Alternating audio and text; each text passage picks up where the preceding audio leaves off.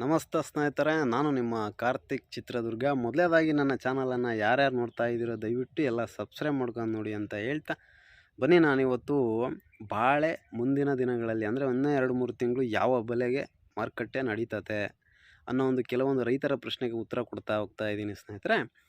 ನೋಡಿ, ಮುಖ್ಯವಾಗಿ ಬಾಳೆ ಅಂತಕ್ಕಂಥದ್ದು ಒಂದು ವಾರ್ಷಿಕ ಬೆಳೆ ಆಗಿರುತ್ತೆ ಸ್ನೇಹಿತರೆ. ನಾವು ಯಾವತ್ತೂ ಕೂಡ ಬಾಳೆಯಲ್ಲಿ ರೇಟಿನ ಬಗ್ಗೆ ತಲೆ ಕೆಡಿಸ್ಕೋಬಾರ್ದು. ಮುಖ್ಯವಾಗಿ ತಲೆ ಕೆಡಿಸ್ಕೋಬೇಕಾಗಿರೋದು ಬಾಳೆ ಗೊನೆಗಳನ್ನು ತೂಕ ಬರೋ ರೀತಿ ಬೆಳಿಬೇಕು. ಅದು ಯಾಲಕ್ಕಿ ಬಾಳೆ ಆಗಿರ್ಬೋದು, ಪಚ್ಚ ಬಾಳೆ ಆಗಿರ್ಬೋದು, ಚಂದ್ರು ಬಾಳೆ ಆಗಿರ್ಬೋದು, ರಸಬಾಳೆ ಆಗಿರ್ಬೋದು ಸ್ನೇಹಿತರೆ. ಯಾಕೆ ಅಂದರೆ ತೂಕ ಜಾಸ್ತಿ ಬಂತು, ಒಂದು 10 kg ತೂಕ ಬಂತು ಅಂದರೂ ಕೂಡ 30-40 ರೂಪಾಯಿ ರೇಟ್ ಇದ್ದರೂ ಕೂಡ ನಮಗೆ 300-400 ರೂಪಾಯಿ ಗೊನೆ ಬೀಳುತ್ತೆ ಏಲಕ್ಕಿ ಬಾಳೆ. ಅದೇ ರೀತಿ ಪಚ್ಚ ಬಾಳೆ 35-40 kg ಥರ ಬರೋ ಥರ ಬೆಳೆದಿದ್ದೀವಿ ಅಂದರೆ ಒಂದು 10-12-13 ರೂಪಾಯಿ ರೇಟ್ ಇತ್ತು ಅಂದರೂ ಕೂಡ 450-500 ರೂಪಾಯಿ ಬೆಲೆ ಸಿಗುತ್ತೆ ಸ್ನೇಹಿತರೆ. ಯಾವುದೇ ಏಲಕ್ಕಿ ಆಗಿರ್ಬೋದು, ಪಚ್ಚ ಬಾಳೆ ಆಗಿರ್ಬೋದು, ರಸಬಾಳೆ ಆಗಿರ್ಬೋದು, ಚಂದ್ರು ಬಾಳೆ ಆಗಿರ್ಬೋದು, ಯಾವಾಗಲೂ ನಾವು ಉತ್ತಮ ಗುಣಮಟ್ಟದ ಉತ್ತಮ ಕ್ವಾಲಿಟಿ ಇರ್ತಕ್ಕಂಥ ಬಾಳೆಯನ್ನು ಬೆಳೆಯೋದಕ್ಕೆ ನಾವು ಪ್ರಯತ್ನ ಪಡಬೇಕು. ಆಗ ರೇಟು ಬರುತ್ತೆ, ಏರಿಕೆ ಆಗುತ್ತೆ, ₹1 ಇಳಿತತೆ, ₹1 ಏರಿಕೆ ಆಗುತ್ತೆ. ಈ ರೀತಿ ಆಗ್ತಾ ಇದ್ದಾಗ ನಮಗೆ ನಷ್ಟ ಅನ್ನೋದೇ ಅಲ್ಲಿ ಕಾಣೋದೇ ಇಲ್ಲ. ಲಾಭದ ಪ್ರಮಾಣ ಒಂದು ಸ್ವಲ್ಪ ಕಡಿಮೆ ಆಗುವುದಷ್ಟೇ, ಬಟ್ಟು ರೇಟ್ ಆದಾಗ ಲಾಭದ ಪ್ರಮಾಣ ಹೆಚ್ಚಾಗುತ್ತೆ. ಎಲ್ಲನೂ ಓವರಾಲಾಗಿ ಕುಟ್ಟಾಕಿದಾಗ ನಮಗೊಂದು ಒಳ್ಳೆ ಬೆಲೆ ಸಿಕ್ಕಿರುತ್ತೆ, ಅಲ್ಲಿ ಒಳ್ಳೆ ಲಾಭವನ್ನು ಮಾಡಿರ್ತೀವಿ. ಹಾಗಾಗಿ ಇವತ್ತೇನು ಬೆಲೆ ಇದೆ ಅಂತ ನೋಡೋದಾದರೆ, ಇವತ್ತಿರ್ತಕ್ಕಂಥ ಬೆಲೆ ಮಾರುಕಟ್ಟೆಯಲ್ಲಿ ಏಲಕ್ಕಿ ಬಾಳೆಗೆ 55 ರೂಪಾಯಿಂದ 70 ರೂಪಾಯಿವರೆಗೂ ಉತ್ತಮವಾದ ಗೊನೆಗಳಿಗೆ ಉತ್ತಮವಾದ ಬಾಳೆಗೆ ಇರ್ತಕ್ಕಂಥ ಬೆಲೆ. ಅದೇ ರೀತಿ ಪಚ್ಚ ಬಾಳೆಗೂ ಕೂಡ 10-13 ರೂಪಾಯಿವರೆಗೂ ಇದೆ.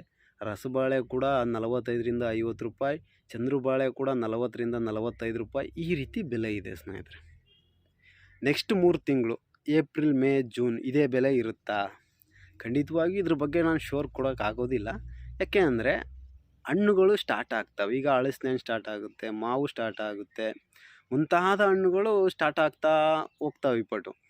ಆಗ ಏನಾಗುತ್ತೆ, ಬಾಳೆಹಣ್ಣು ನಮಗೆ ಒಂದು ಆಪ್ಷನ್ ಆಗಿರುತ್ತೆ. ಬಾಳೆಹಣ್ಣೇ ಆಗಿರಲ್ಲ ನಮಗೆ. ಇವತ್ತು ಈಗ ಸಿಗ್ತಕ್ಕಂಥ ಹಣ್ಣು ಯಾವುದಪ್ಪ ಅಂದರೆ ಬಾಳೆಹಣ್ಣು, ಈಗ ಬೇಗ ಸಿಗ್ತಕ್ಕಂಥದ್ದು ಅನ್ನಂಗೆ ಆಗಿರಲ್ಲ. ಅಲ್ಲಿ 5-6 ಹಣ್ಣಿನಲ್ಲಿ ಬಾಳೆಹಣ್ಣು ಕೂಡ ಒಂದಾದಾಗ ನಮಗೇನಾಗುತ್ತೆ, ಬೆಲೆ ಸ್ವಲ್ಪ ಇಳಿಕೆ ಆಗುತ್ತೆ. ರೈತರು ಆತಂಕ ಪಡುವಂಥದ್ದು ಏನಿಲ್ಲ.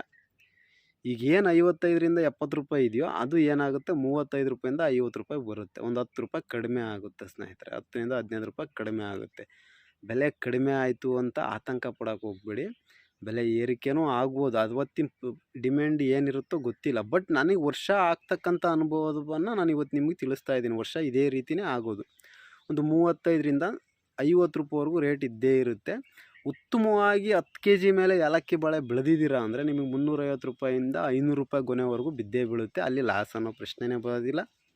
ಅದೇ ರೀತಿ ಪಚ್ಚ ಬಾಳೆ ಆಗಿರ್ಬೋದು, ನೀವೇ ಗಮನಿಸಿ, ಒಂದು 35-40 kg ಬೆಳೆದು ಮಿನಿಮಮ್ 10 ರೂಪಾಯಿ 11 ರೂಪಾಯಿ ರೇಟ್ ಸಿಕ್ಕರೂ ಸಮೇತ 400 ರೂಪಾಯಿ ಗೊನೆ ಬಿದ್ದೇ ಬೀಳುತ್ತೆ ಸ್ನೇಹಿತರೆ.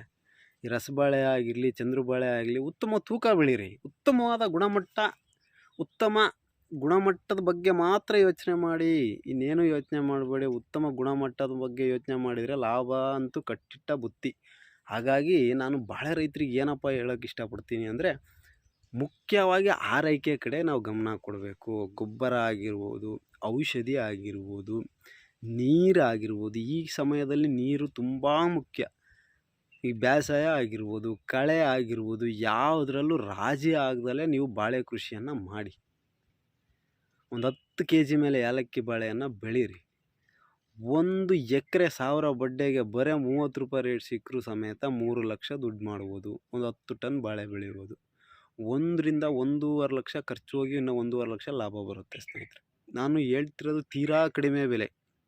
ನಿಮ್ಮ ಅದೃಷ್ಟ ಚೆನ್ನಾಗಿದ್ದು ಒಂದು 50, 60, 70, 80, 90 ಬಿತ್ತು ಅಂದರೆ ಯಾವ ಬೆಲೆ ನಿಮಗೆ ಸಿಗುತ್ತೆ, ಯಾವ ಮಟ್ಟಿಗೆ ಲಾಭ ಮಾಡ್ಬೋದು ಅನ್ನೋದು ನಿಮ್ಮ ಅನುಭವಕ್ಕೆ ಒಂದು ಕುತ್ಕೊಂಡು ಯೋಚನೆ ಮಾಡಿ 2 ನಿಮಿಷ, ಸರಿನಾ? ಆ ರೀತಿ ನಾವು ಬೆಳೆಯೋದ್ರ ಬಗ್ಗೆ ಯೋಚನೆ ಮಾಡಿದಾಗ ರೈತ ನಷ್ಟ ಆಗೋದಿಲ್ಲ. ಬಾಳೆ ಅಂತಕ್ಕಂಥದ್ದು ನಷ್ಟನೇ ನೋಡೋಕ್ಕಾಗೋದಿಲ್ಲ. ನೀಟಾಗಿ ಬೆಳೆದಿದ್ದಾನೆ ರೈತ, ತೂಕ ಬರೋ ರೀತಿ ಚೆನ್ನಾಗಿ ಬೆಳೆದಿದ್ದಾನೆ ಅಂದರೆ ನಷ್ಟದ ಮಾತೇ ಇಲ್ಲ. ಲಾಭದ ಪ್ರಮಾಣ ಸ್ವಲ್ಪ ಕಡಿಮೆ ಇರುವುದಷ್ಟೇ, ನಷ್ಟ ಅಂತೂ ಆಗೋದಿಲ್ಲ. ಹಾಗಾಗಿ ಇನ್ನೂ 3 ತಿಂಗಳು ಹಣ್ಣುಗಳು ಬೇರೆ ಬೇರೆ ಬರೋದರಿಂದ ಒಂದು 5-10 ರೂಪಾಯಿ ಇಳಿಕೆ ಆಗುತ್ತೆ. ಉತ್ತಮ ಗುಣಮಟ್ಟದ ಬಾಳೆಯನ್ನು ಬೆಳೀರಿ. ಅದೇ ರೀತಿ ನೀರನ್ನು ಸ್ವಲ್ಪ ನೀಟಾಗಿ ಮೇಂಟೈನ್ ಮಾಡಿ ಸ್ನೇಹಿತರೆ. ನೀರನ್ನು ನೀಟಾಗಿ ಮೇಂಟೈನ್ ಮಾಡಿದಾಗ ಮಾತ್ರ ಬಾಳೆ ತುಂಬ ಚೆನ್ನಾಗಿ ಬರೋದು. ಇನ್ನೂ ನಿಮಗೆ ಬಾಳೆ ಕೃಷಿ ಬಗ್ಗೆ ಕೆಲವೊಂದು ಅನುಭವಗಳು ಬೇಕು ಅಂದರೆ ನಾನು ಕೆಲವೊಂದು ಅನೇಕ ವೀಡಿಯೋಗಳನ್ನು ಮಾಡಿದ್ದೀನಿ. ಗೊಬ್ಬರದ ವಿತರಣೆ ಆಗಿರ್ಬೋದು, ಕಂದು ಕೊಯ್ಯೋದು ಹೆಂಗೆ, ಎಷ್ಟು ದಿನಕ್ಕೆ ಕಂದು ಕೊಯ್ಯಬೇಕು, ಇನ್ನು ಯಾವ್ಯಾವ ಔಷಧಿ ಹೆಂಗೆ ಹೊಡಿಬೇಕು, ಕಳೆ ಹೆಂಗೆ ತೆಗೆಸ್ಬೇಕು, ಬೇಸಾಯ ಹೆಂಗೆ ಮಾಡಬೇಕು, ಪ್ರತಿ ತಿಂಗಳು ಯಾವ್ಯಾವ ರೀತಿ ಆರೈಕೆ ಮಾಡಬೇಕು, ಈ ರೀತಿ ಎಲ್ಲ ಅಪ್ಡೇಟನ್ನು ನನ್ನ ಚಾನಲಲ್ಲಿ ಇದೆ. ಯಾವುದೇ ಒಬ್ಬ ರೈತನಿಗೆ ಬೇಕು ಅಂದರೆ ಹೋಗಿ ತಿಳ್ಕೊಂಡು ಅದರಂತೆ ಫಾಲೋ ಮಾಡಿದರೆ 100% ರಿಸಲ್ಟ್ ಬರುತ್ತೆ. ನಾನು ಶ್ಯೂರ್ ಅದಕ್ಕೆ. ಇಷ್ಟೆಲ್ಲ ಮಾಹಿತಿಯನ್ನು ತಿಳಿಸಿದ್ದೇನೆ ನಾನು ನಿಮ್ಮ ಕಾರ್ತಿಕ್ ಚಿತ್ರದುರ್ಗ. ನನ್ನ ಮಾಹಿತಿ ನಿಮಗೆ ಸರಿ ಅನಿಸಿದರೆ ಖಂಡಿತವಾಗಿಯೂ ನನ್ನ ಚಾನಲನ್ನು ಸಬ್ಸ್ಕ್ರೈಬ್ ಮಾಡೋದನ್ನು ಮರಿಬೇಡಿ ಅಂತ ಹೇಳ್ತಾ ಧನ್ಯವಾದಗಳು ರೈತ ಬಾಂಧವರೇ. ಹರೇ ಕೃಷ್ಣ ಕೃಷ್ಣ ಕೃಷ್ಣ ಹರೇ ಹರೇ.